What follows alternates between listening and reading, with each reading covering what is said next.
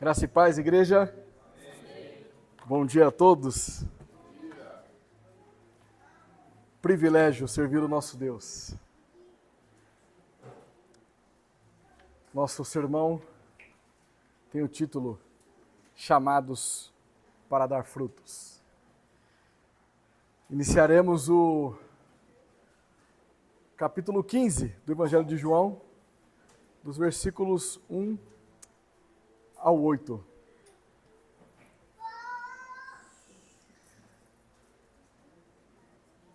Quando eu era criança, eu sempre tive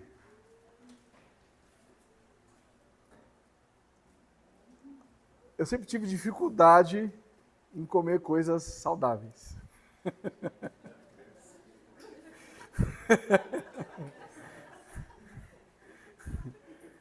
Então eu não...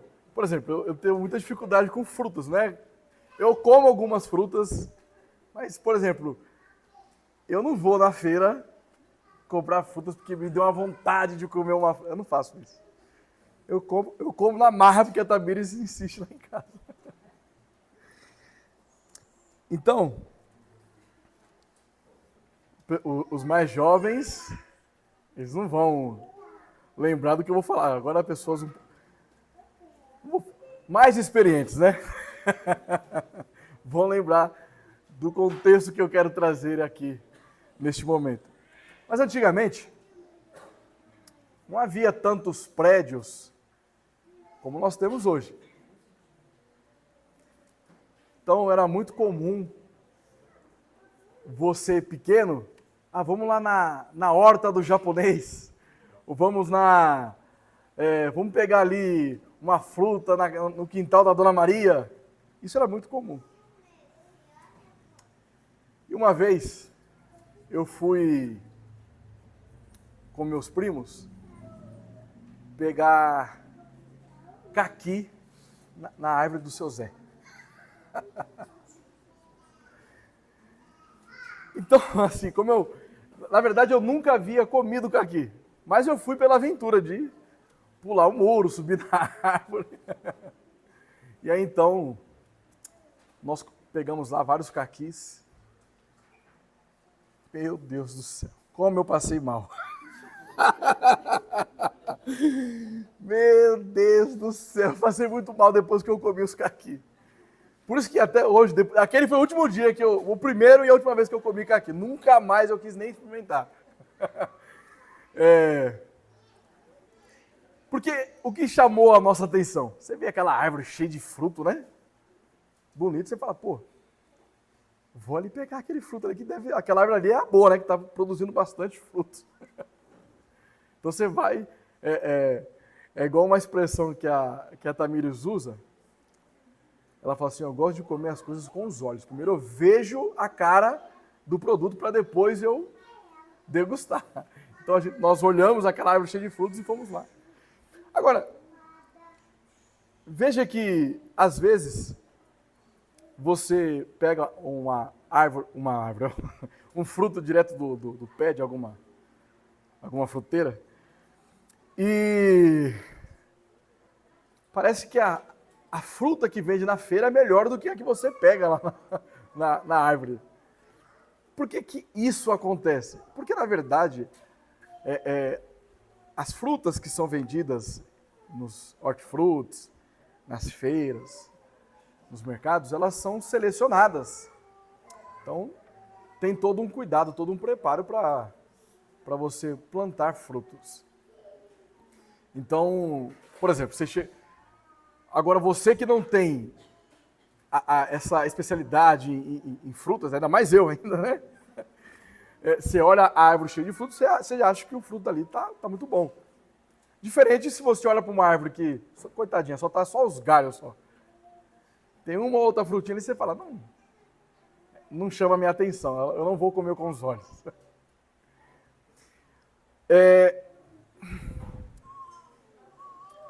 As árvores que produzem bons frutos são as árvores que são cuidadas pelo agricultor. Então ela produz bons frutos. Isso tem tudo a ver com o cristianismo e aquilo que nós vamos tratar nesta manhã. Porque é muito estranho alguém que foi alcançado por essa maravilhosa graça de Cristo e não produzir frutos.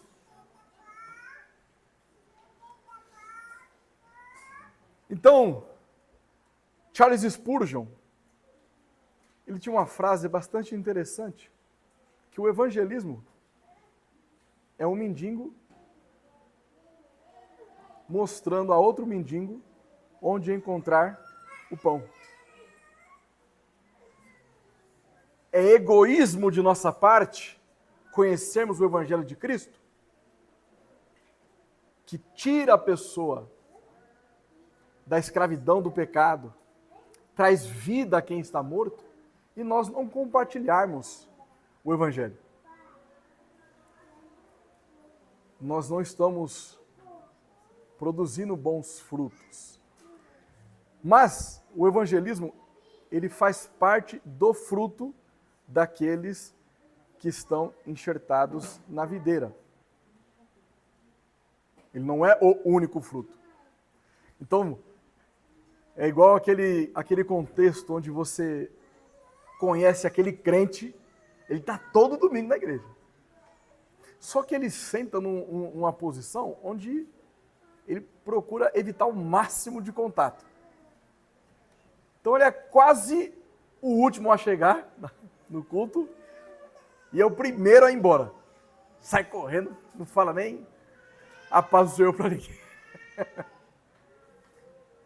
Então, além de ele não estar demonstrando o amor para com o próximo, de compartilhar bênçãos, né? Experiências, prestar algum tipo de serviço na igreja, ele também impede com que outras pessoas exerçam o amor por ele. Porque como é que você vai amar e cuidar de uma pessoa que você não consegue ter acesso a ela?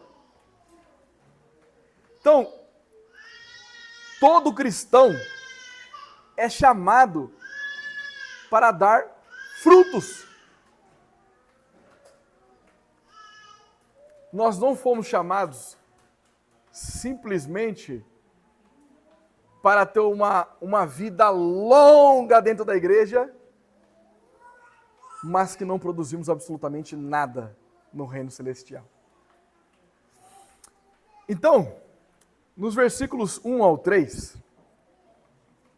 nós vamos entender por que somos chamados para dar frutos.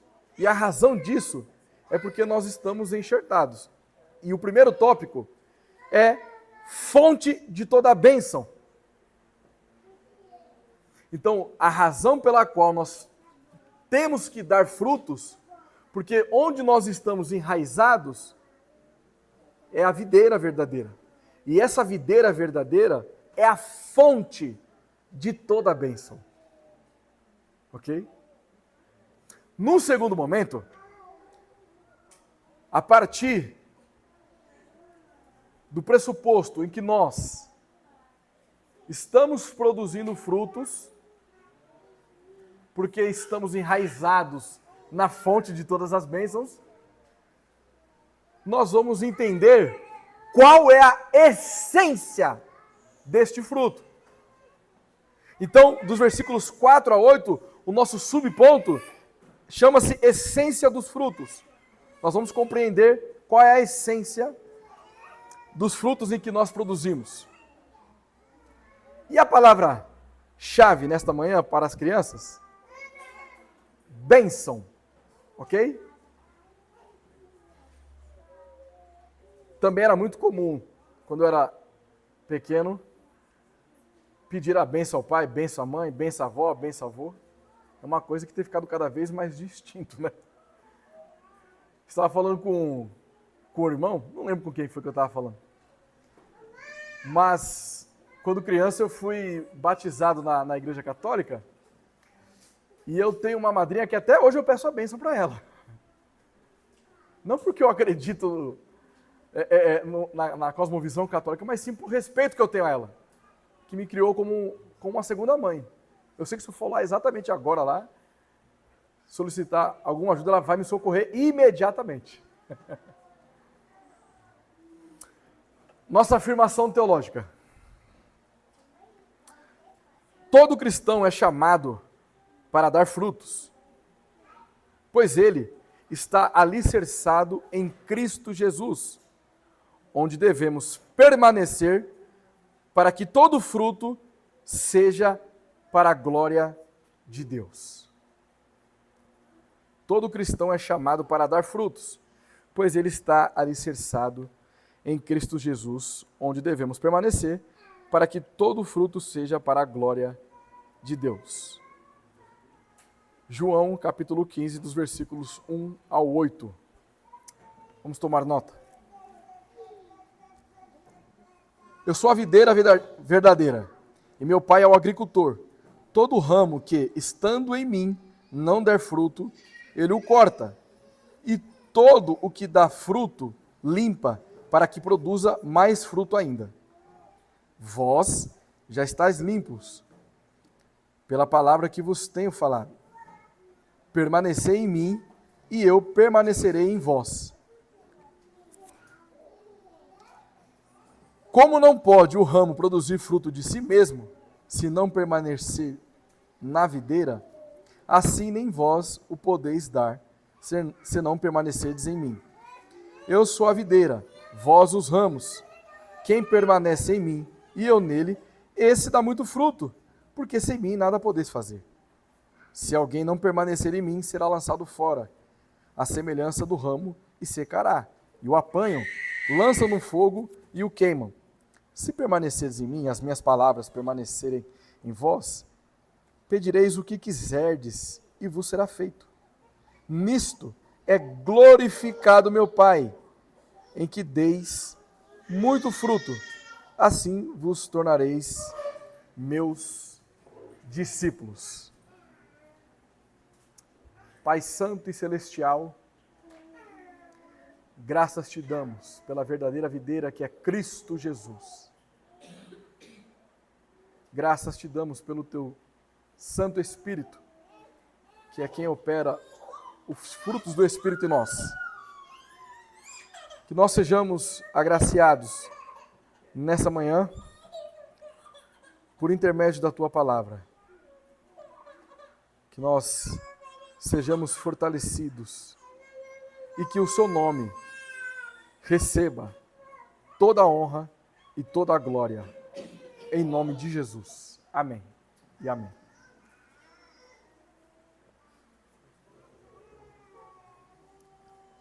Então nós somos chamados para dar frutos, porque nós estamos enraizados na videira verdadeira. Essa videira verdadeira é a fonte de toda bênção, ok?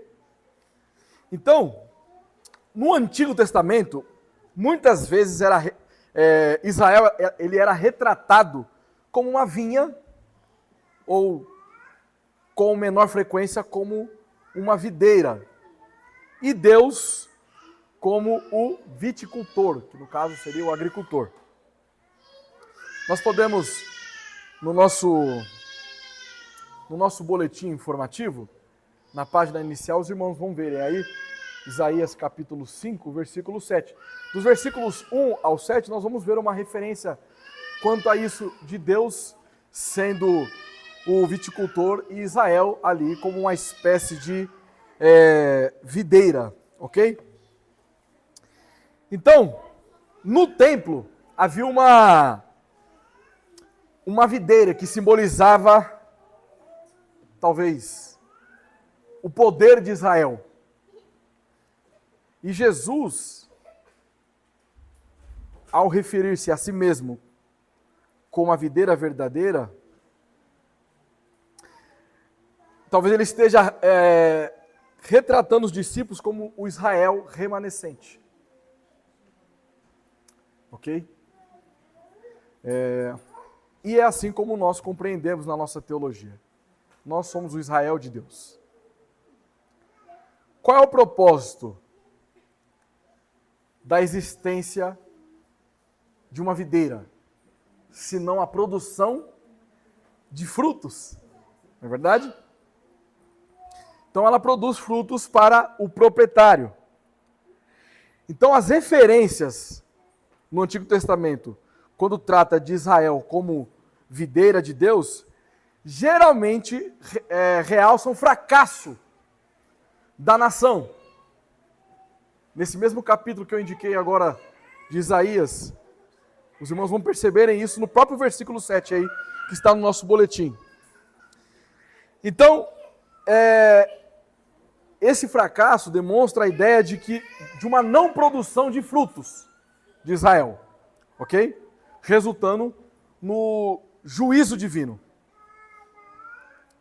Em contraste a essa ideia, Jesus declara ser a videira verdadeira, que produz o fruto que Israel não produziu. Por isso que Jesus, ele é o canal por onde flui as bênçãos divinas. Ok? Então nós percebemos que Jesus Cristo, ele é o cumprimento de todas as profecias messiânicas. E aqui no primeiro versículo, nós temos a última declaração de Jesus Cristo com a expressão eu sou. Lembrando que a nossa série de exposições no Evangelho de João, ela tem por título o eterno eu sou. E aqui é a última vez que essa ocorrência vai aparecer. Jesus se referindo como eu sou. Então, Jesus, sendo a videira verdadeira, o pai, o viticultor, os ramos são o novo Israel, o Israel de Deus, ou seja, nós, a igreja de Cristo. Porque agora nós não estamos mais aliançados naquilo que nós chamamos pacto de obras. Nós estamos agora aliançados com o que nós chamamos de pacto de graça, ou pacto da graça. Então, o que se requer da igreja é que ela tenha fé em Cristo. Esse é o padrão. Fé esta que Deus concede ao seu povo exclusivo. Então, nós, sendo os ramos que estão na videira, demonstra que nós somos agora o Israel de Deus. Que na verdade, essa dicotomia que algumas igrejas procuram ensinar, fazendo uma separação entre igreja e Israel, isso não procede de acordo com a teologia bíblica. Deus sempre teve o seu povo escolhido. E o seu povo escolhido sempre foi o Israel de Deus. Os eleitos do Antigo Testamento e os eleitos do Novo Testamento.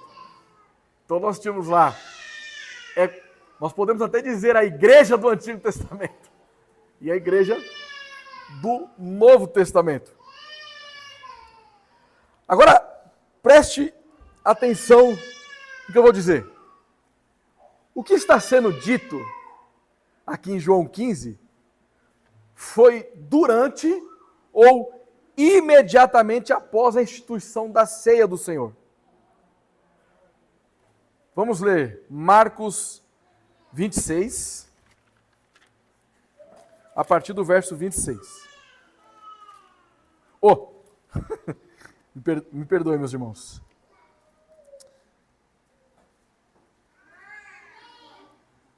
Só um minutinho.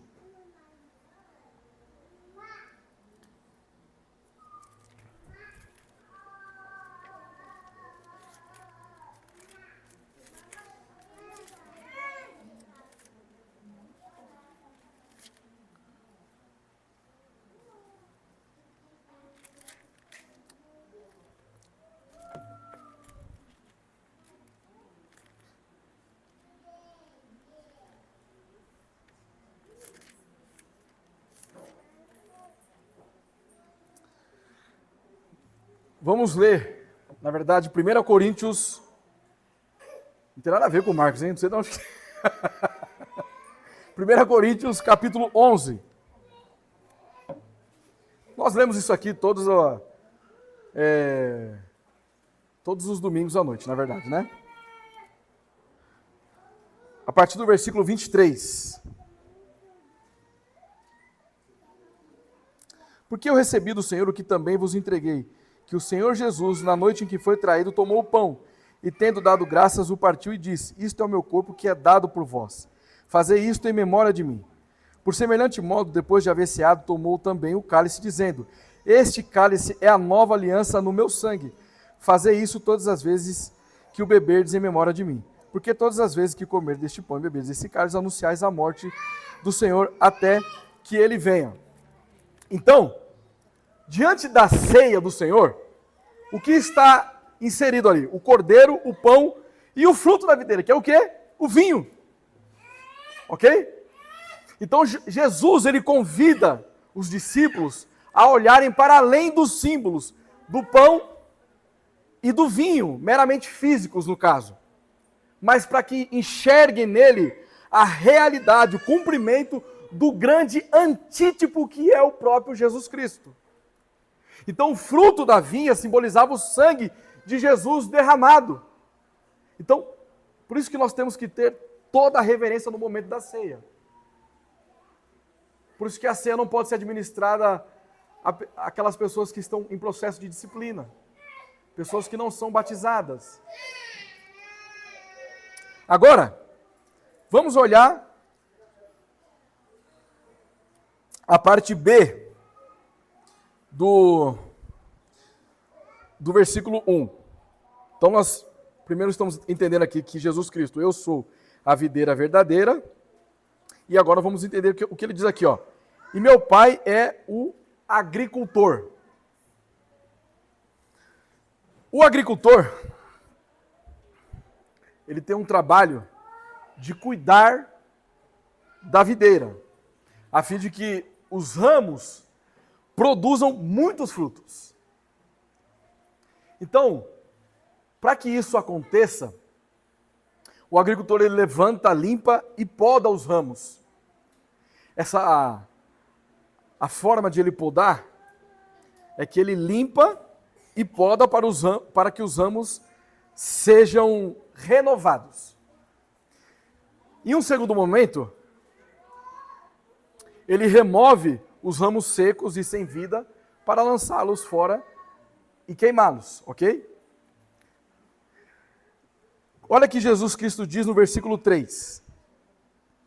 Vós já estáis limpos pela palavra que vos tenho falado. A limpeza, antes de tudo, é a justificação. Então, essa obra da justificação, o Pai, ele tem a parte principal. Porque dentro dos decretos divinos, Deus envia o seu Filho para que ele viesse, assumisse as condições pecaminosas dos seus eleitos e imputasse justiça nos eleitos. Então, é aquilo que nós chamamos de dupla imputação.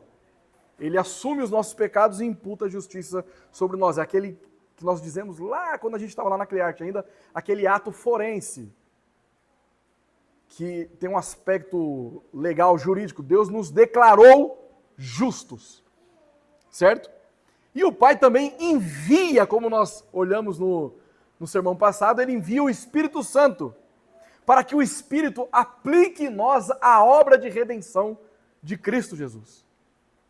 Então nós temos aqui Pai, Filho e Espírito Santo agindo ativamente no processo soterológico, na disciplina de salvação na vida de todos aqueles que professam a fé em Jesus Cristo.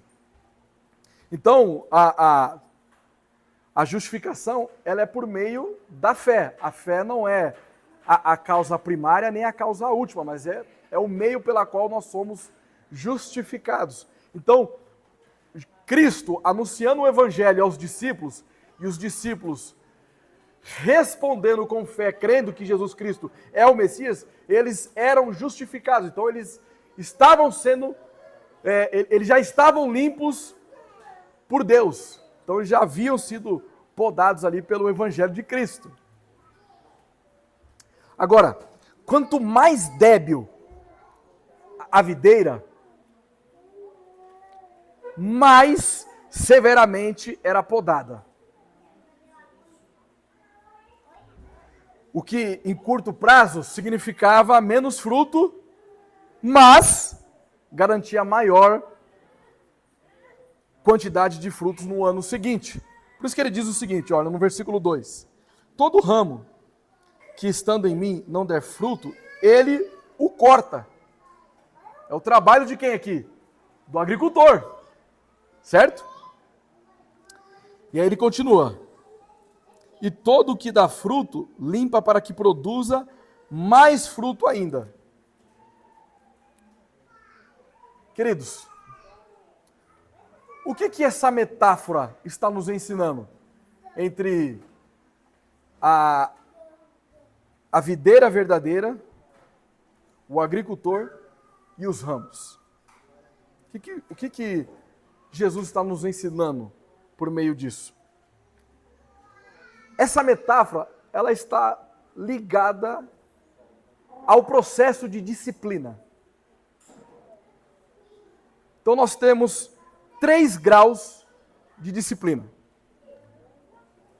correção ou repreensão, reprovação e o castigo. E nós vamos aplicar isso em 3 cenários diferentes, para que seja exemplificado de uma melhor maneira, para que os irmãos possam compreender o que Deus está nos mostrando aqui. Então, todos aqueles que são pais, vejam, se nós permitirmos que os nossos filhos façam tudo o que eles desejam, o que vai acontecer? Fala aí, Aline.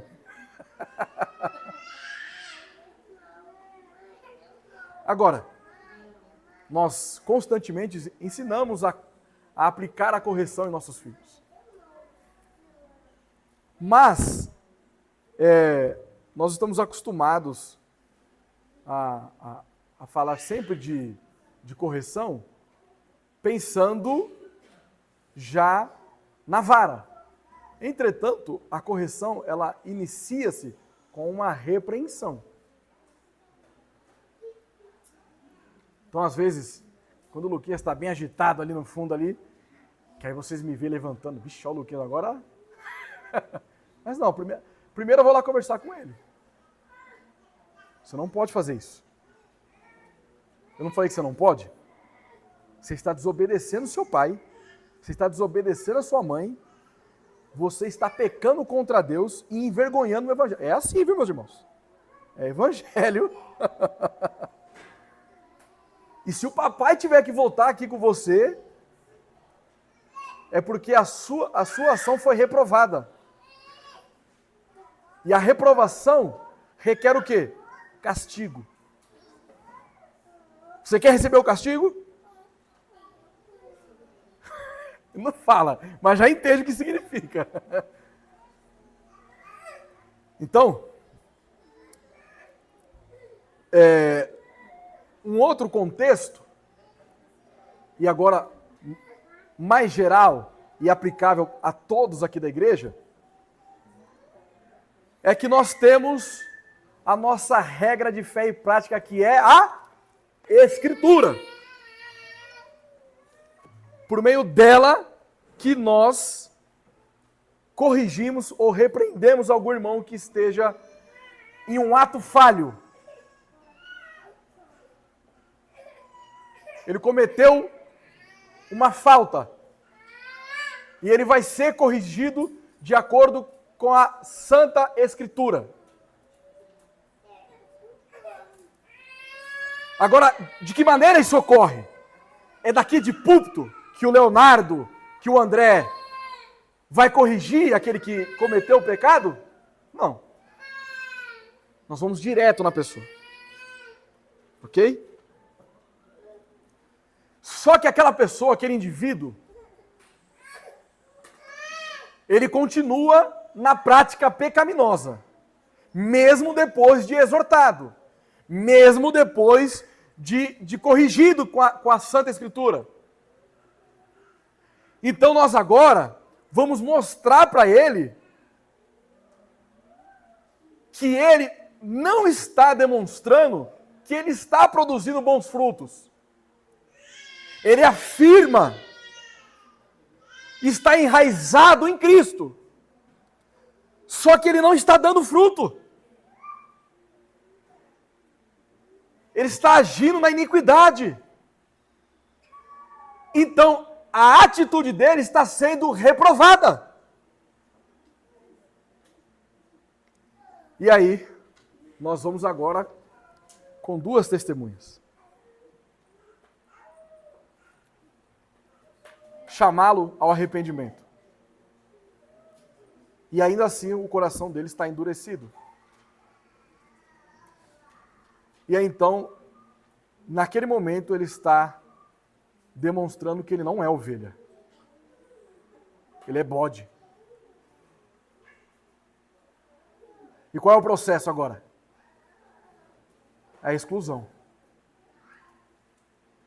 O que está acontecendo aqui? É aqueles ramos que não produzem frutos que estão sendo cortados. Agora, fica mais fácil eu entender o que Deus está demonstrando para nós nessa passagem. Porque todo aquele que está em Cristo é chamado para dar frutos. Porque Cristo é a fonte de toda a bênção. Então, se aqueles que professam uma fé em Cristo não estão produzindo frutos, é porque eles não fazem parte da videira. Então, mais cedo ou mais tarde, eles serão retirados do meio do rebanho de Cristo. Serão lançados fora. Serão queimados. O que isso está simbolizando? O inferno. São pessoas que não pertencem a Cristo.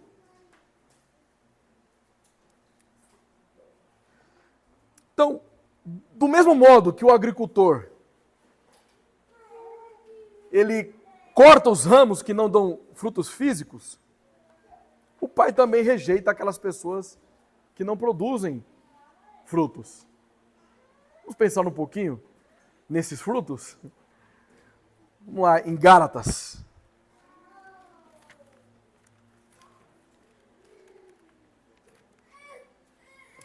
Capítulo 5.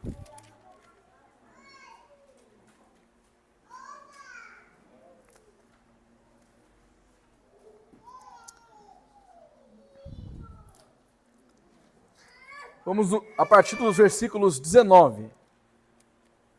Olha só o que produz aquele que não está na videira. Note, antes de nós lermos aqui.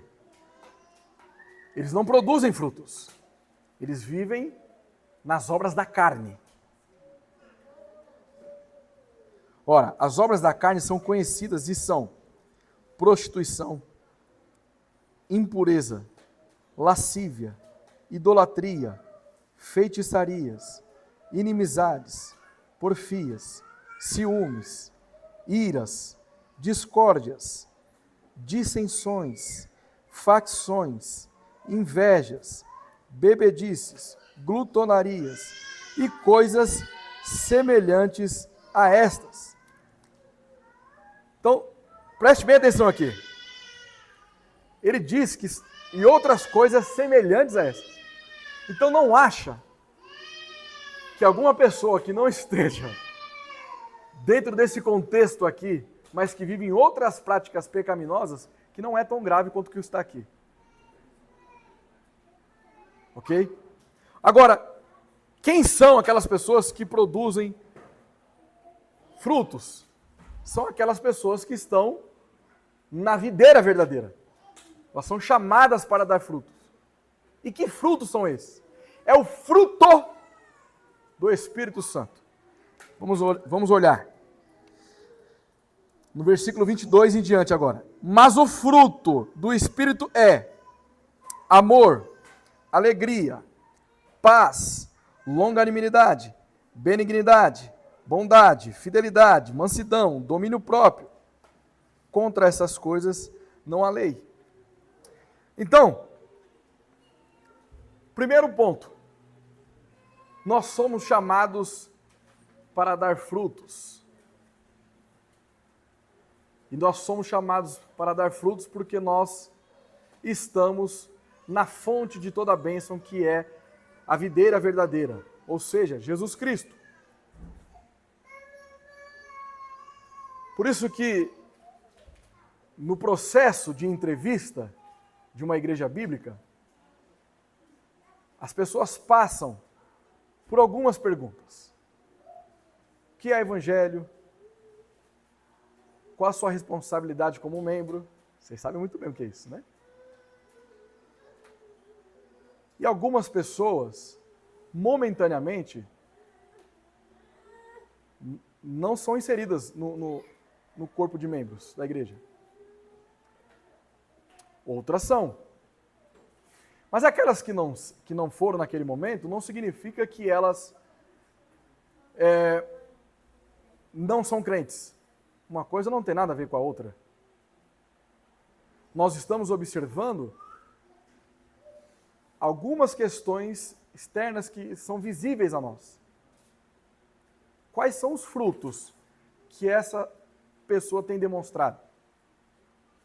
Então, quando eu vejo uma pessoa fragilizada, um ramo que eu percebo que é um ramo, que é um crente, mas ele precisa de mais cuidados, precisa ser amado, precisa ser podado para que ele venha produzir ainda mais frutos.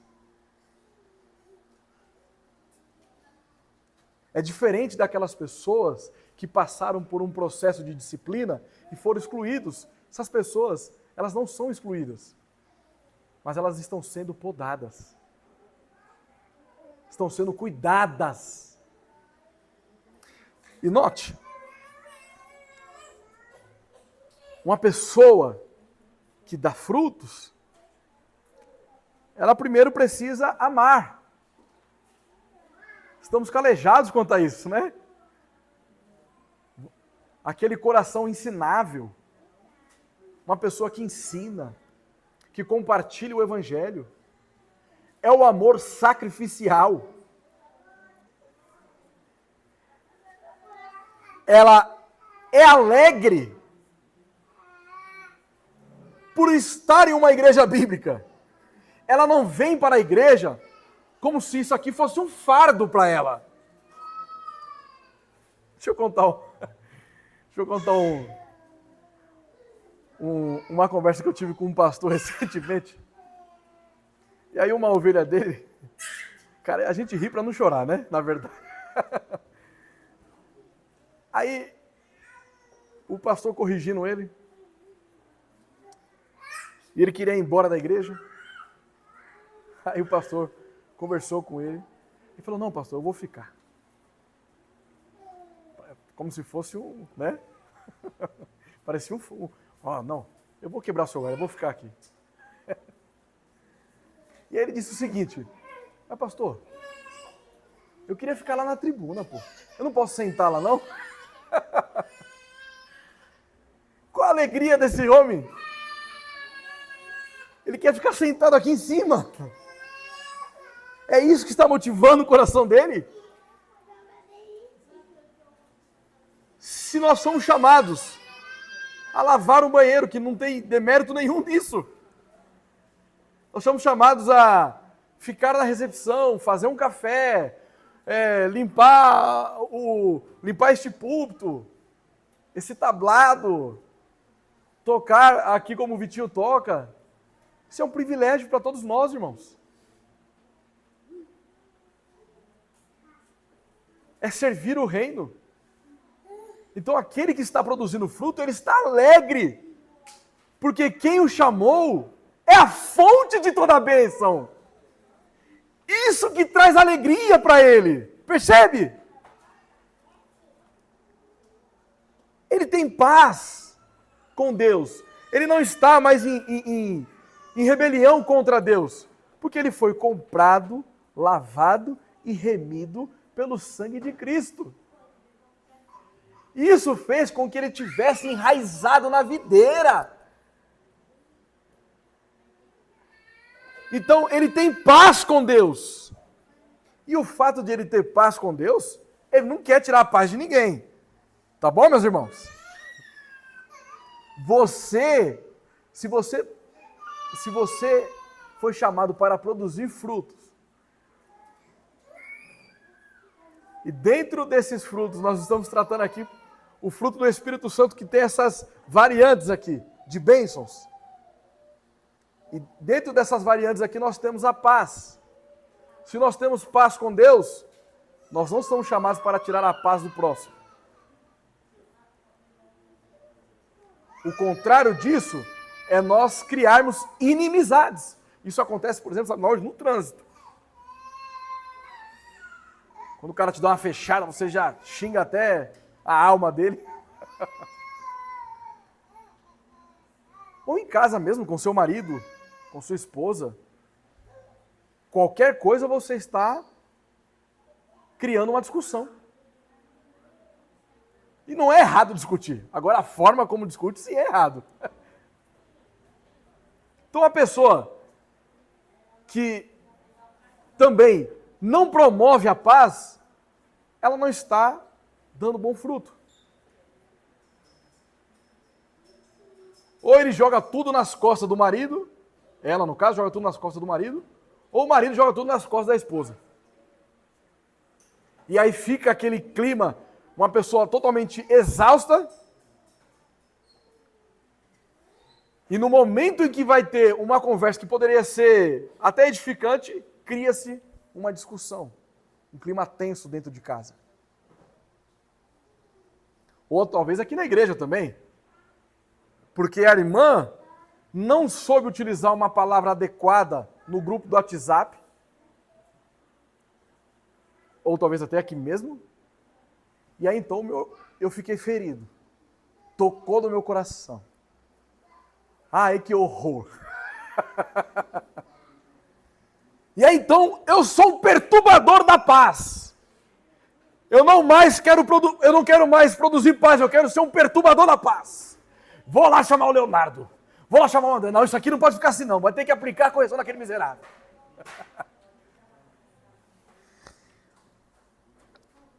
Longanimidade, olha só. Tardio no falar.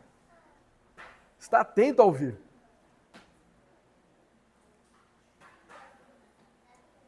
Algumas pessoas parecem que têm mais duas bocas e um ouvido só, que fala muito e não quer ouvir.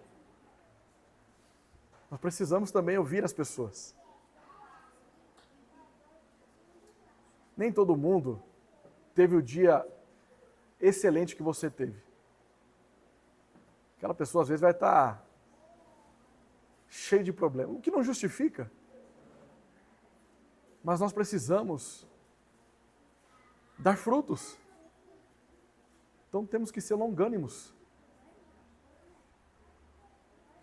Ouvir mais. Refletir no que estamos ouvindo. Benignidade e bondade. Atender às necessidades do nosso próximo, sendo bondoso para com ele. Como que alguém que está enraizado na videira verdadeira pode ser uma pessoa má? Como que pode acontecer isso? Fala para mim, dona Shirlane, como é que pode? Não tem como. O cristão, ele é chamado para dar bons frutos. É isso que faz uma igreja ter unidade. Uma igreja que produz bons frutos. E aí, mansidão e domínio próprio. Eita, esse aqui é o mais difícil, hein?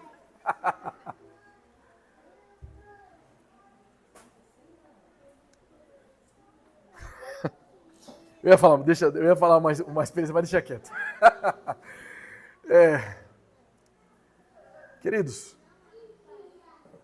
ser manso não pressupõe você ser um frouxo. Ai, irmão, mas como é que eu vou ser manso assim? A pessoa, alguém vem lá e me xinga, bate na minha cara. Olha, Davi, tinha até a musiquinha lá de Davi, né? Saul matou 1000 e Davi matou 10.000. E Davi era manso, hein, meu irmão? Ele era manso. Ele era um tipo de Cristo. Ele apontava para Cristo. Moisés era manso. Pedro foi lá e cortou a orelha lá do oficial romano, também era manso.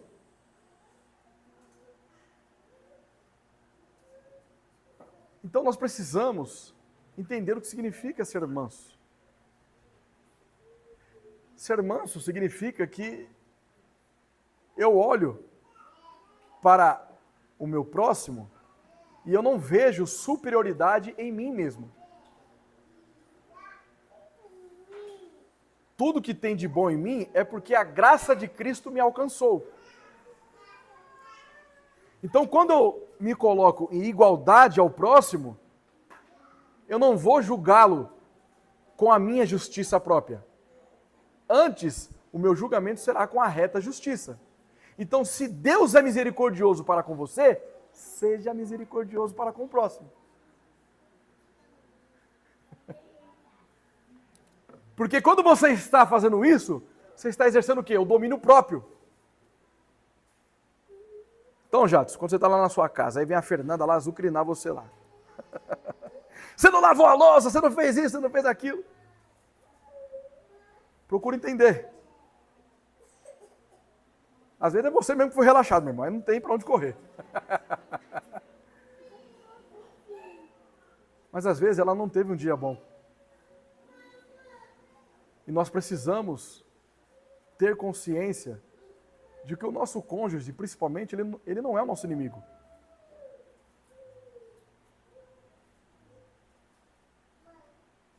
Não, ele não ia aguentar você. Se ele fosse o inimigo, ele não ia aguentar você. E aqui eu não estou falando mais do Jason, não, viu? Estou falando de todo mundo agora aqui, ó. Principalmente, eu me coloco nessa lista em primeiro lugar, viu? Talvez não ia estar comigo se ela não me amasse. Tem horas que eu sou difícil também. E nós precisamos exercitar isso. E como é que nós fazemos isso? Clamando ao Senhor. Pai, me conceda a graça do fruto do Teu Santo Espírito. Porque se depender das minhas forças, eu não consigo, Senhor. Eu não fui chamado para agir na força da carne, mas eu fui chamado para dar frutos. Eu creio, Senhor, que Cristo é o meu Senhor e Salvador, eu estou nele. Ele é a fonte de toda a bênção.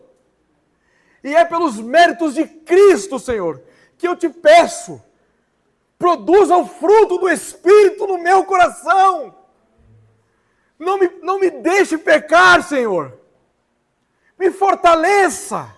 Santifica a minha vida. Cria em mim frutos dignos de arrependimento, Senhor. Agora isso, nós podemos resumir em 3 etapas. Primeiro, quando eu entendo o que é o fruto do Espírito, e eu sei quem é a videira verdadeira,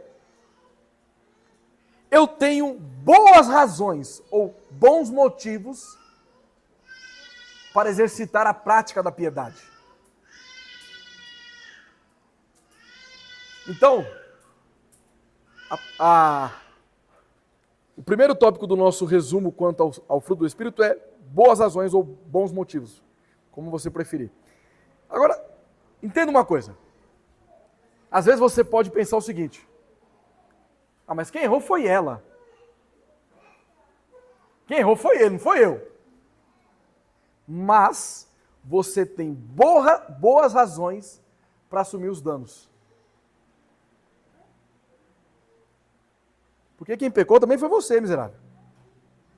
E Cristo chegou lá e te salvou. Você tem boas razões. Segundo, por você ter boas razões, você também tem o desejo. Ah, eu não quero. Quer sim. Quer sim, você vai querer sim. Lembra quando sua mãe falava isso pra você, quando você era pequeno? Vai sim, porque eu tô mandando. É Deus falando, vai sim.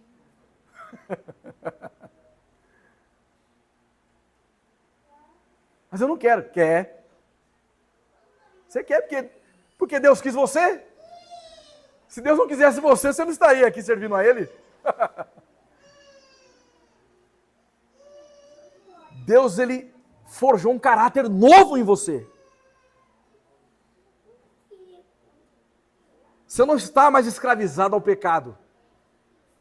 A sua vontade foi restaurada. Restauração é por completo, queridos. A nossa vontade, antes de Cristo, estava escravizada ao pecado. Nós não estamos mais escravizados ao pecado. E isso significa que a nossa vontade também foi restaurada. Então, sim, você deve desejar produzir frutos. E por fim,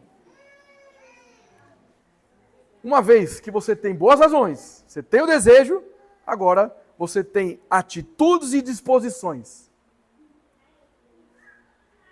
Ah, eu quero, mas olha, eu só vou vir se ele vier aqui, senão não vou não. Se me ligar, se mandar mensagem, não. Atitude, meu irmão. Disposição. Se ele não vier, eu vou até ele. Se minha esposa está fraca hoje, eu vou orar nessa casa aqui. Nem que eu ore sozinho aqui, nem que eu passe a madrugada inteira orando sozinho. Ah, ela não quer o culto doméstico hoje. Quer sim, claro que quer.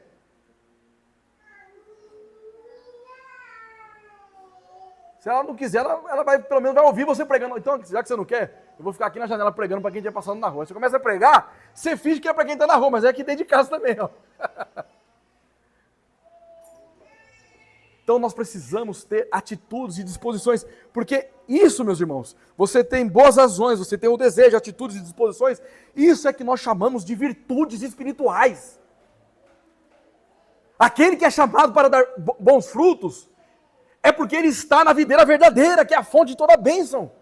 E por nós estarmos nessa fonte de toda a bênção, que nós temos virtudes espirituais. Nós queremos fazer tais coisas. Deixa eu trazer uma citação do reverendo Hernandes Dias Lopes. Ele diz o seguinte: a poda é o meio que Deus usa em nossas vidas para frutificarmos mais. A disciplina tem a ver com o pecado e a poda tem a ver com a nossa vida. A disciplina é para nos corrigir e nos levar para o caminho. A poda é para sermos mais produtivos. Deus nos disciplina quando estamos fazendo algo errado. Deus nos poda quando estamos fazendo algo certo. Deus nos disciplina para darmos frutos. Ele nos poda para dar mais frutos. Na disciplina, o que precisa ser retirado é o pecado. Na poda, o que precisa ser retirado é o eu. A disciplina termina quando nos arrependemos do pecado. A poda só terminará quando Deus concluir sua obra em nós na glorificação. Sensacional, né? Deixa eu tomar uma água.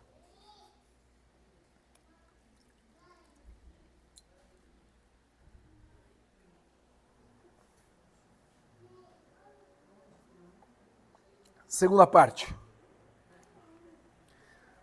Então, no primeiro momento nós entendemos que somos chamados para dar frutos, porque nós estamos enraizados na videira verdadeira. Essa videira verdadeira é a fonte de toda a bênção. E ela tem o agricultor, que é aquele que cuida para que os ramos dessa videira venham a produzir frutos. Então, nós somos disciplinados quando necessário e somos podados para que venhamos produzir ainda mais frutos. Por quê? Nós temos bons motivos, desejos, atitudes e disposições que se concentram naquilo que nós chamamos de virtudes espirituais. Ok?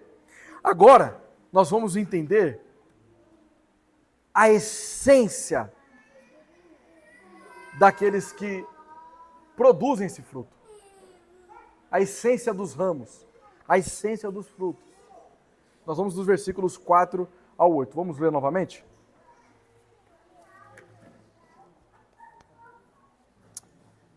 Permanecei em mim e eu permanecerei em vós.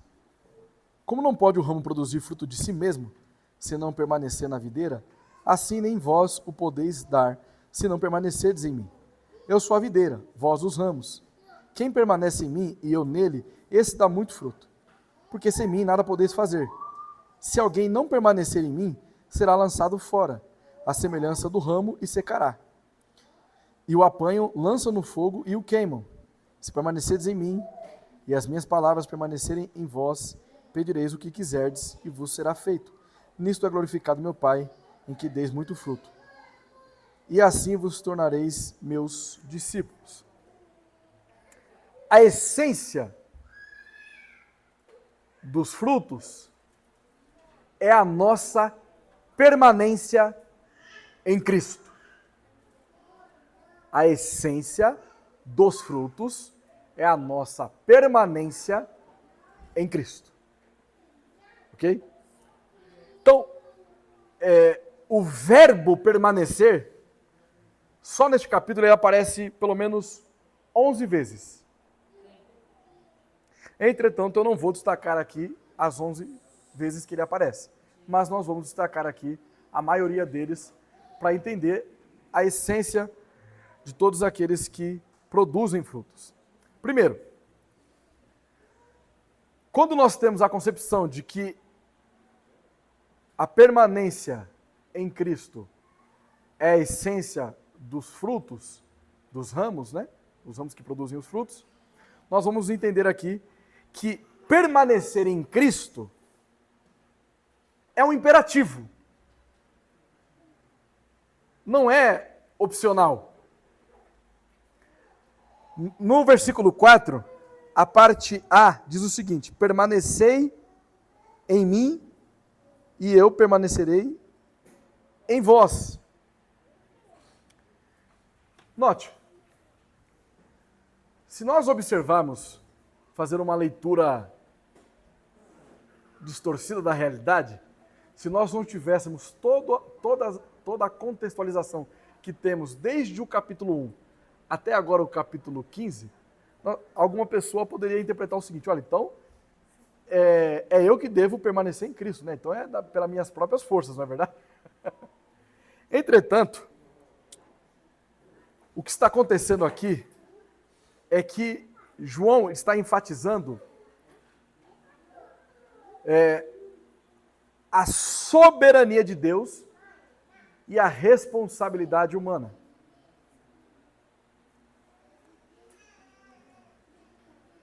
Esse é um assunto que é bem difícil, viu, meus irmãos?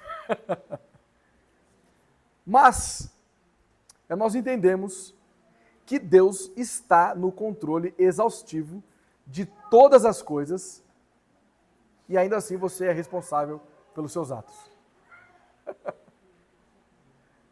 Dá para entender?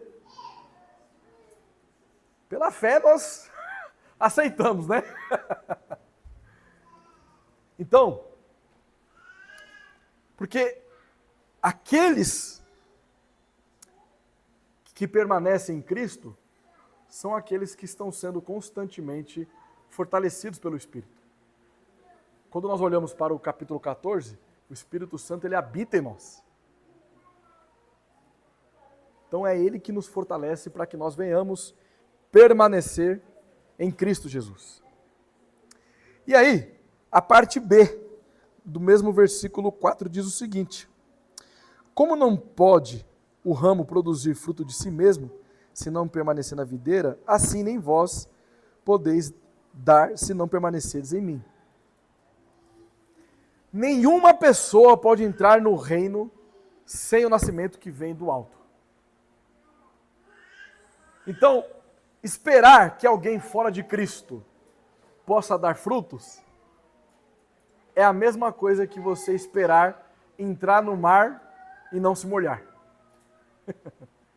Ou seja, é impossível.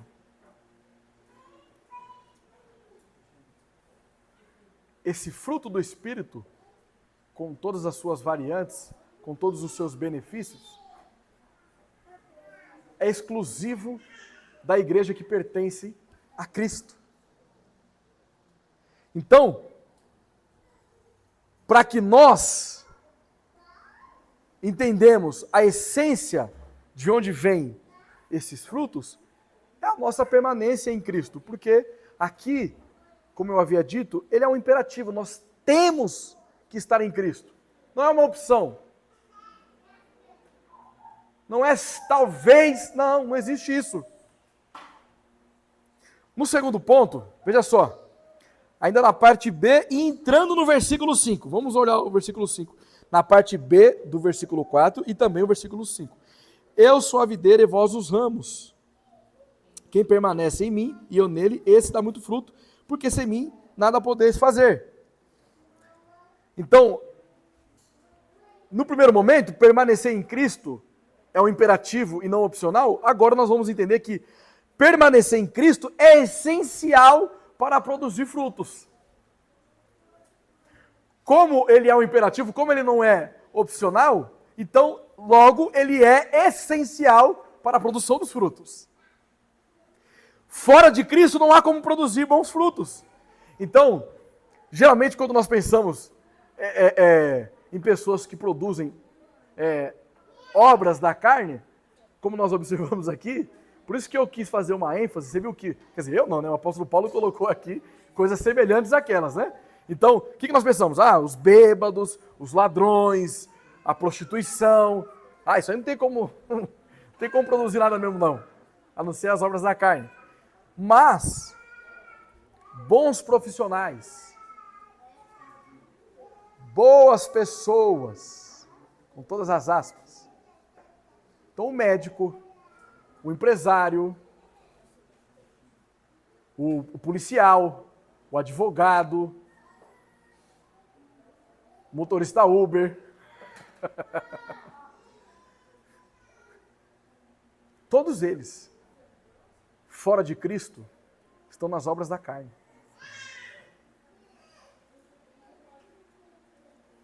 Uma vez, deixa eu especificar, porque lá na CREAT eu quase, né? Quando eu estava fazendo uma obra missionária dentro do presídio, certo? Um carcereiro chegou para mim e disse o seguinte: eles são bonzinhos, né? Por isso que vocês vêm aqui, né? Defender bandido. Eu falei, nós não somos bons, não. Ele veio falar logo para mim. Não são bons, assim como vocês também não são bons. Diante de Deus, todos nós, fora de Cristo, estamos condenados. Não importa quem você seja.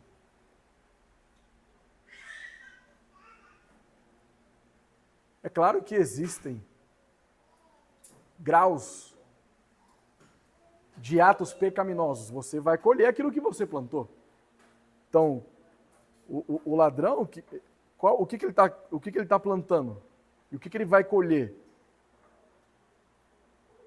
Agora, um policial sem Cristo, por mais que ele seja um policial honesto, sem Cristo, o que o espera é o inferno. Simples assim. Então, a essência dos frutos é a permanência. E permanecer em Cristo é um imperativo e não é opcional. Permanecer em Cristo é essencial para a produção dos nossos frutos. Permanecer em Cristo é essencial para a salvação. Versículo 6. Se alguém não permanecer em mim, será lançado fora.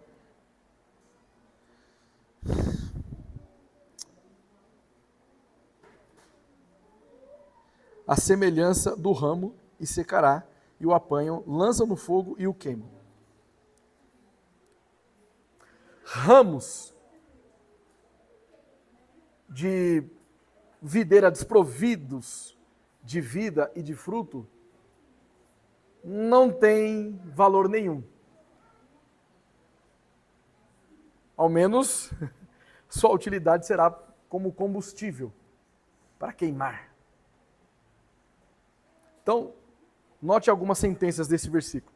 Primeiro, ele é lançado fora. O que isso pressupõe? Que ele está condenado. Se ele está sendo lançado fora do corpo de Cristo, uma vez que ele, na verdade, assim, em um certo sentido ele nunca fez parte, mas ele estava ali no meio ali, né? Mas ele foi lançado fora. Condenado. Segundo, ele seca. O que significa que evidencia-se mais a sua morte espiritual. É incapaz de produzir frutos porque está morto. Quando nós vemos uma árvore toda seca, nós vamos essa árvore está morta. Não é assim? E os ramos são apanhados, o que significa que eles, em um momento, eles serão reunidos para que depois eles sejam lançados no fogo. Quem são aqueles que são lançados no fogo? Todos aqueles que praticam a iniquidade, que vivem nas obras da carne, que não produzem o fruto do Espírito. O Espírito não produz fruto naquelas pessoas. O que faz com que nós produzimos bons frutos é o Espírito Santo que habita em nós. Esse fruto não tem a essência em nós mesmos. A essência é a permanência em Cristo, que é o próprio Deus que nos capacita a permanecer nele. Por isso que enfatizamos a perseverança dos santos. E eles serão queimados. Agora sim. Não é que aquela hora eu me esqueci, eu só tinha me equivocado, tá? Agora sim, Marcos. Capítulo 9, versículo 43.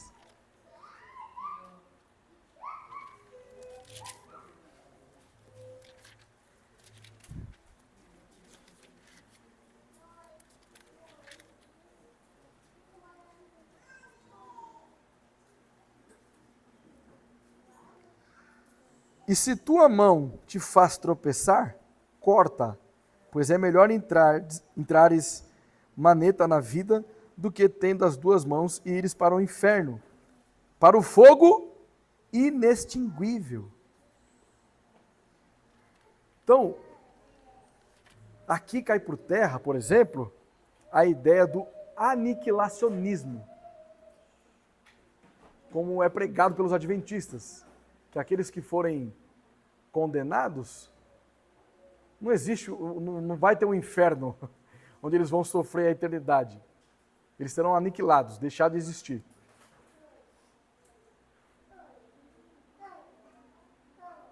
Essa metáfora aqui, ela é um tiro de canhão nessa interpretação horrível que eles fazem. Então, a essência dos frutos é a permanência. Permanecemos em Cristo é um imperativo e não opcional. Permanecer em Cristo é essencial para a produção dos frutos. Permanecer em Cristo é essencial para a salvação. Permanecer em Cristo nos dá a certeza da resposta de oração. Porque o versículo 7 diz o seguinte: Se permanecerdes em mim e as minhas palavras permanecerem em vós, pedirdes o que quiserdes e vos será feito. Nós já trabalhamos isso um pouquinho em alguns sermões, acho que foi no sermão retrasado, se não me engano. Olha o contexto, meus irmãos. Nós somos os ramos que está enraizado na videira verdadeira, que é a fonte de toda a bênção, ok? O Espírito Santo habita em nós, então é Ele que nos convence do pecado, da justiça e do juízo. Então, nós clamamos para que venhamos produzir o fruto do Espírito.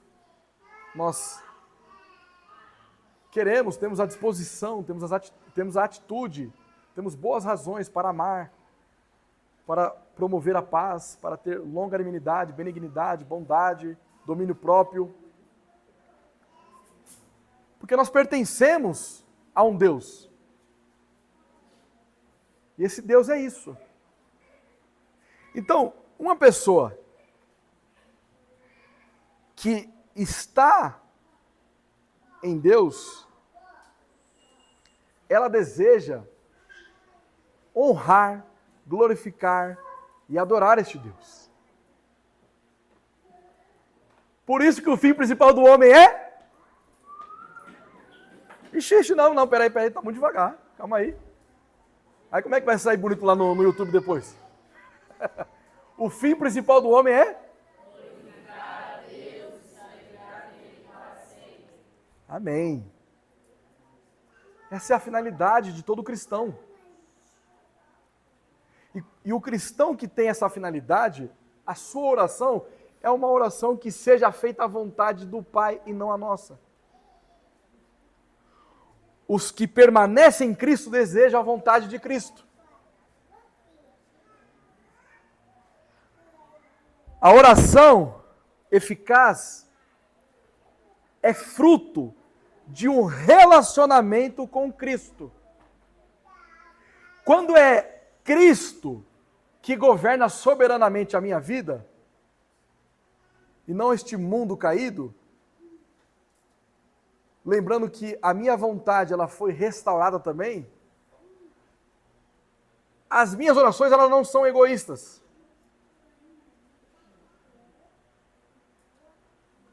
As minhas orações, elas não contêm maldade, inimizade, idolatria, feitiçaria, prostituição, adultério, bebedice, nada disso. Por quê? Porque eu fui restaurado, transformado por um Deus que é santo.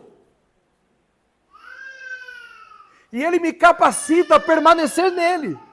E uma vez que eu estou nele e Ele está em mim, as minhas orações são orações que glorificam o nome dEle.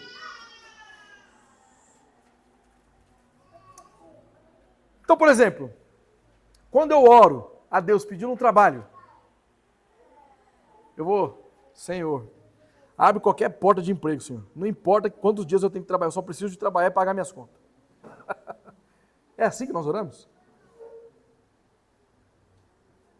Se o meu trabalho me afasta de Deus, ele não é um trabalho que glorifica a Deus. Fazendo ressalvas aqui, tá, meus irmãos? Porque tem trabalhos que, às vezes, as pessoas, infelizmente, que é aquelas obras de necessidade, tenham que ir aos domingos. Então, Senhor, eu preciso casar, não aguento mais, estou encalhado, não aguento mais, está todo mundo casando menos eu. Manda qualquer um, Senhor, é assim? Aí vem o príncipe encantado, e você se entrega às paixões, e esse príncipe Eu ia falar cansado, mas é mesmo, né? Cansado, né? Ele é um filho do Satanás, meu irmão. Ele é lindo, mas ele é do capeta. É julgo desigual.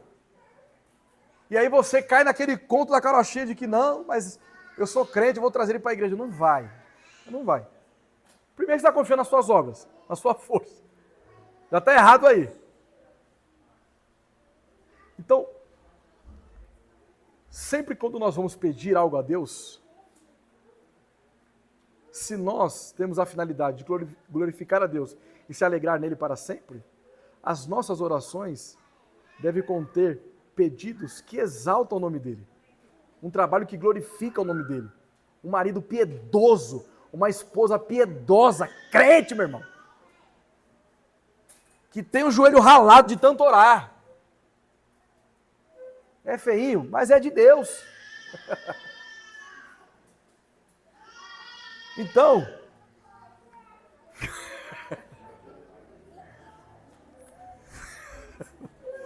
o Léo vai falar comigo.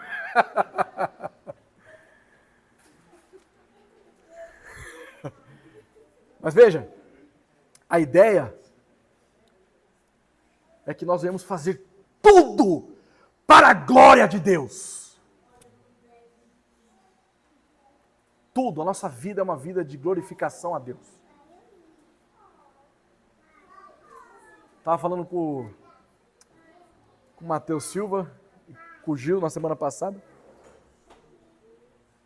que eu gosto de velho, tá? Eu gosto de velho. Então eu vou na padaria todo dia tomar um café com os velhos lá perto de casa. E muitas vezes eu gosto de aproveitar aquele momento para contar um testemunho, para falar a respeito de Cristo. Então, mesmo em momentos simples, um simples café com um amigo,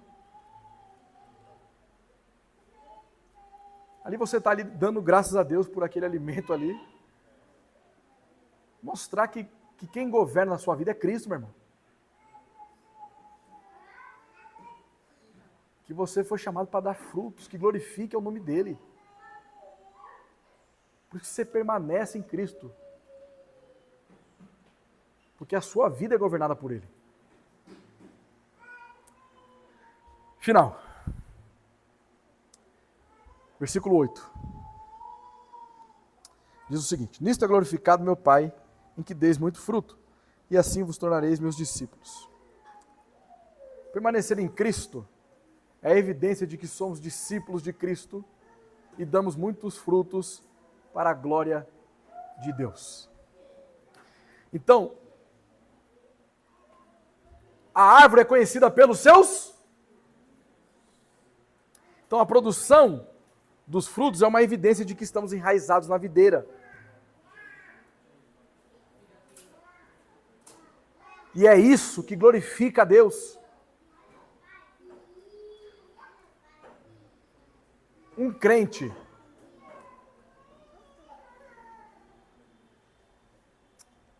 ele é crente intelectualmente, mas que ninguém sabe que ele é crente. Esse camarada não produz absolutamente nada.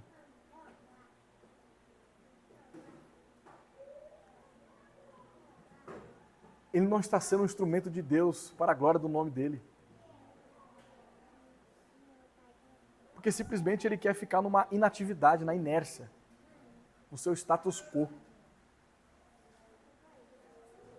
Então estou aqui, ninguém me perturba, ninguém me mexe. Ninguém me mexe, ó. Eu não mexo com ninguém. E pronto. Domingo eu vou para a igreja, escuto o sermão, volto para casa e acabou. Isso não procede com o cristianismo. Porque veja só, a árvore que tem uma vitalidade, ela tem os seus ramos fortalecidos.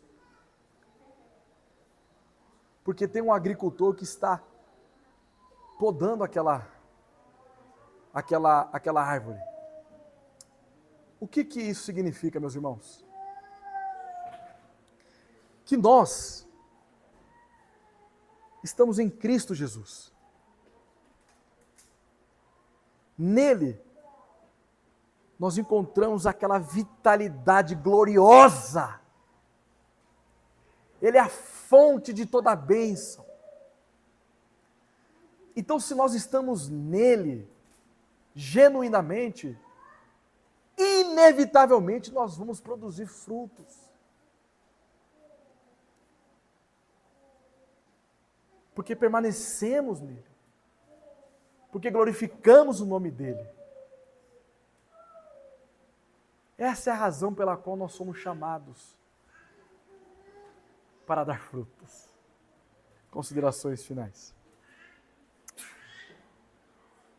Os ramos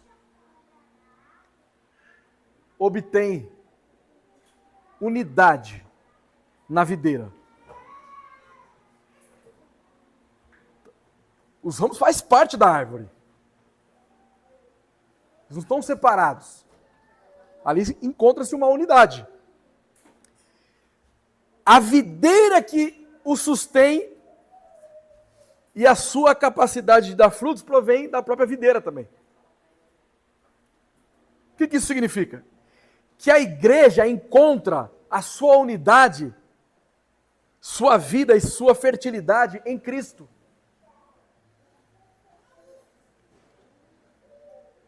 Então, se nós queremos ser uma igreja